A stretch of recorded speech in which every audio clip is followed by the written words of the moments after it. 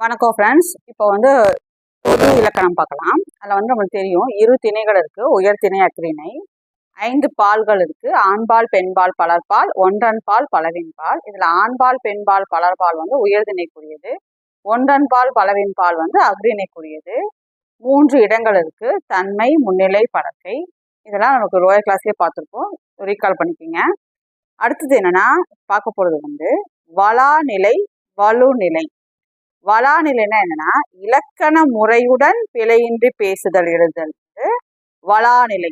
இலக்கண முறையில தான் பேசுவோம். செலியன் வந்தான், இலக்கண முறையோட பிழை இல்லாம பேசுறது எழுதுறது வளாநிலை. வலுநிலை அப்படிங்கிறது என்னன்னா இலக்கண முறையின்றி பேசுவது எழுதுவது வலுநிலை அப்படிங்கிறாங்க. செலியன் வந்தது, இந்த மாதிரி இலக்கண முறையின்றி பேசுதல் எழுதுதல் வலுநிலை. அடுத்து இருக்கு வலு அமைதி. வலு அமைதினா என்னன்னா இலக்கண முறைப்படி பிழை இருந்தாலும் இலக்கண ஆசிரியர்களால் பிழை அன்று என்று ஏற்றுக்கொள்ளப்பட்டது வலு அமைதி. ஆக்சுவலா இலக்கண முறைப்படி பிழை இருக்கும், ஆனா இலக்கண ஆசிரியர்கள் பிழை என்று அப்படின்னு சொன்னது வலு அமைதி.